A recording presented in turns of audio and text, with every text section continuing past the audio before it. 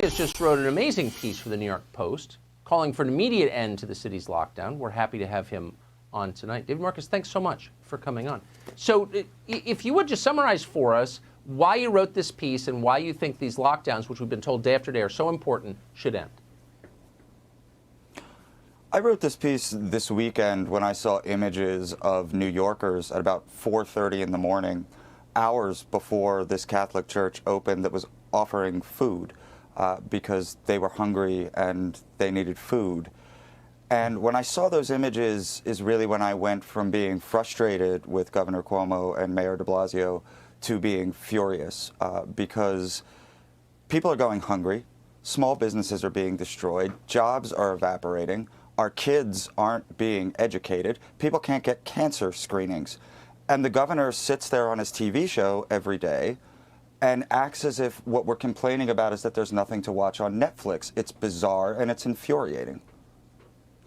Why do you think someone as ambitious as Andrew Cuomo, ambitious politicians tend to pay attention to what the public wants, are so completely tone deaf, oblivious to the suffering, the pointless suffering of the population? Why doesn't he get it?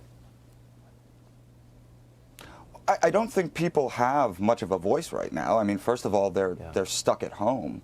But I think Andrew Cuomo is also in a situation where it's become abundantly clear that he bungled this, particularly in regard to the nursing homes, in deadly ways. And I'm sure that he is very, very nervous about making any more mistakes. But that's not good enough. We need leadership because the city of New York is dying.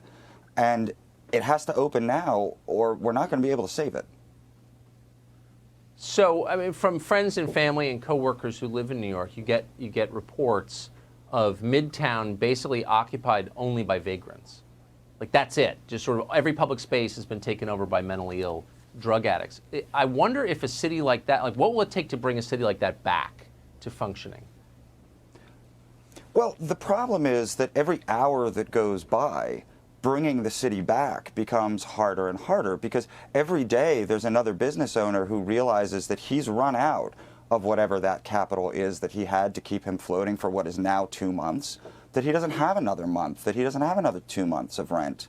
And you can do a PPE, and, you know, I understand that, you know, Bill de Blasio thinks that there's some giant pot of gold somewhere that evil Republican leprechauns are hiding from him, but there isn't. The only way the city gets back to work is by getting back to work. It's the only way that it creates the funds that are needed to do all the things that the city and the people in the city need to do.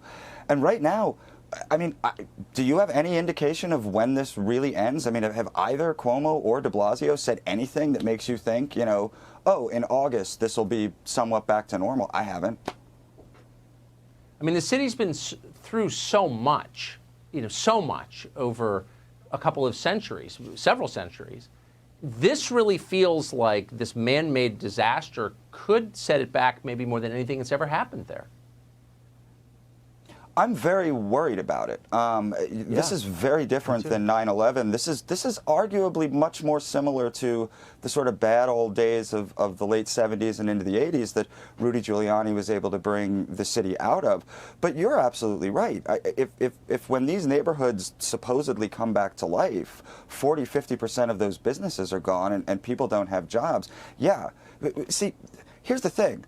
This has been economically painful so far. It really has. We are very close to it becoming an absolute economic catastrophe.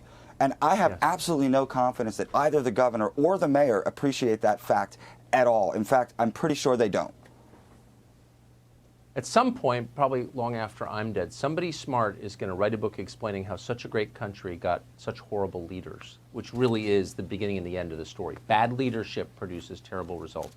Yeah, David, thank you so much for coming on tonight. What a great piece that was, and your explanation, I thought, summed it up perfectly. Appreciate it.